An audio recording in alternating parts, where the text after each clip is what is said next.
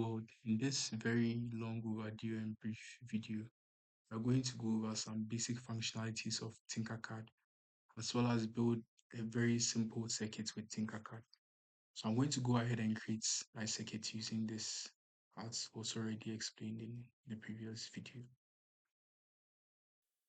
Okay, so now that my circuit is loaded, as you already know, this part is for selecting the components you'll be using to build your circuits, and you can get them by simply just tapping on them and just moving your mouse pointer to the parts of the circuit you're working with. So just tap, bring it to the left, tap, bring it to the left, tap, bring it to the left. And you can choose between the components of your circuits from here. You can just use basic components which are selected by default, or go to all and then have access to all the components that are available on Tinkercad. You can also get specific components, like components specific to Arduino or circuit assemblies or even microbits. Okay, so that's about it with the right panel here. And for wiring, for connecting or for wiring, for doing basic wiring in Tinkercad, you just need to tap on the terminal of whatever component you are using and just join it to wherever you want to put it to. Or just tap on any conductor and then join it. I'm saying conductor because later on when we are working with breadboards, we wouldn't have terminals, but they will be using the conductors that are found in the breadboards for our connections. Yeah, so Tinkercad also has this panel for when you build a circuit that uses code, mostly for your Arduino. If you are to program your Arduino, this is where you put your code.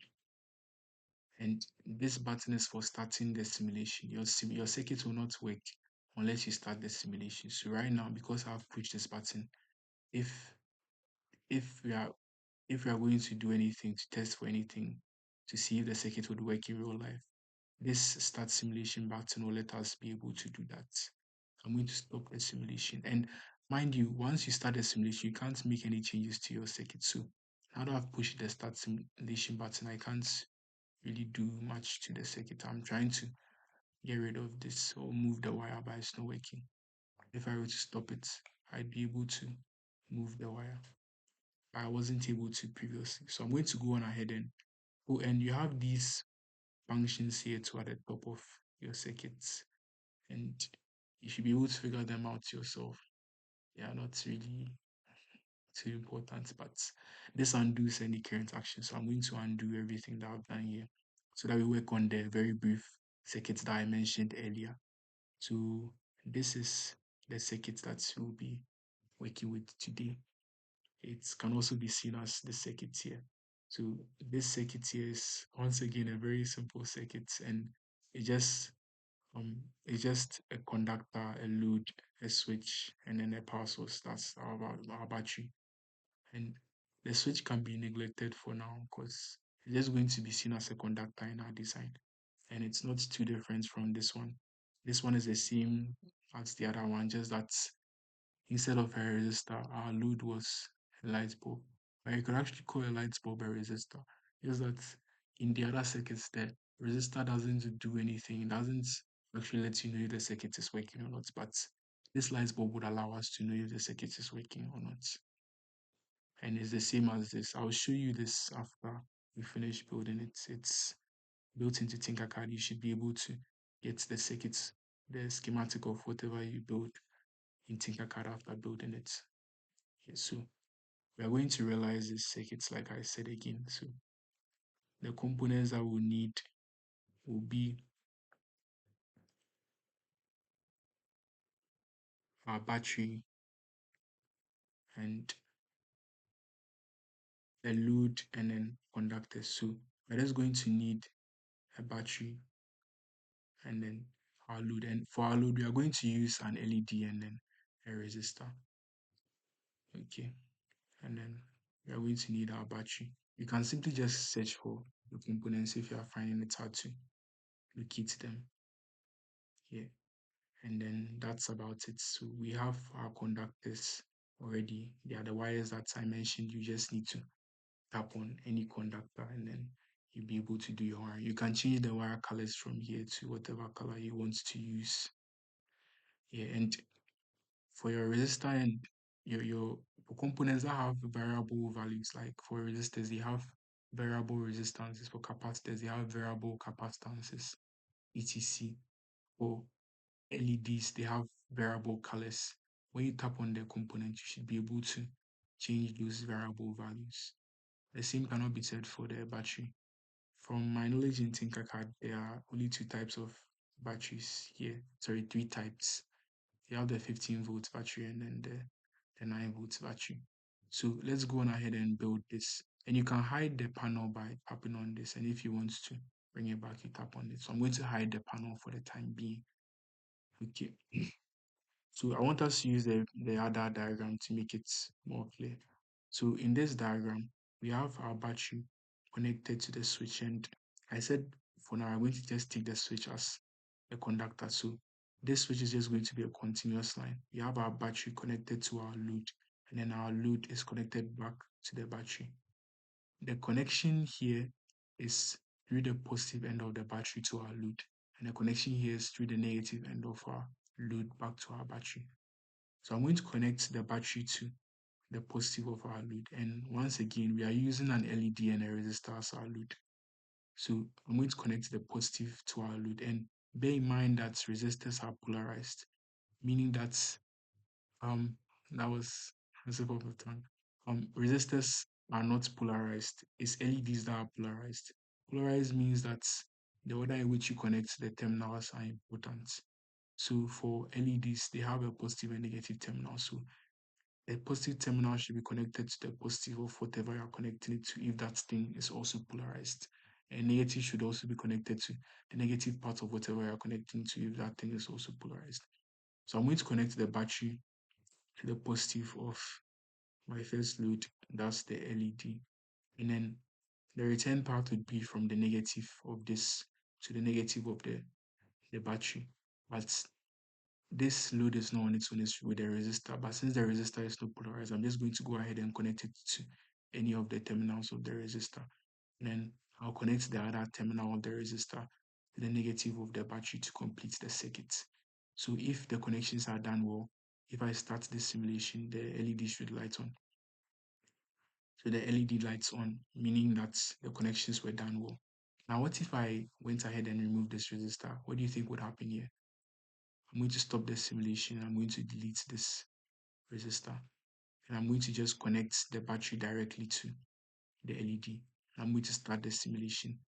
Okay, so Tinkercad will give you this icon, this pop-up, if you have an over voltage, meaning that there's too much current through a component. I said over voltage, but it does actually mean that there's too much current. If there's an over voltage, too much current to be driven through the components. So if you even tap on it, you will notice the pop-up that will come. Yeah, the current is too much for the LED. But this looks so yeah, this is how we resolved it by just placing the resistor to limit the current. So once again, when you start the simulation, the current is limited and then the components will not be destroyed. In real life, if you had to build the circuit using the components with these same parameters without using a resistor, the LED would actually burn up. That's why Tinkercad gives you the warning of what would happen in real life to save you from wasting too many components in your design. But this design looks a bit clunky, it looks messy. So I'm going to introduce a breadboard in here to make it look more clean. So I'm going to stop the simulation and I'm going to choose a breadboard to make this look cleaner. Okay, so there are different types of breadboards. I'm going to use a mini breadboard since this is we're not working with anything. Now, rather, let me use a small breadboard. I want to show you the concept of bus bars and stuff. So we're going to use a small breadboard. I'm going to hide this panel here. I'm going to rotate this. Let me maximize it so I can get a better view of this. So I'm going to rotate this. Okay. And I'm going to position this somewhere here and remove these from it and get rid of these wires as well.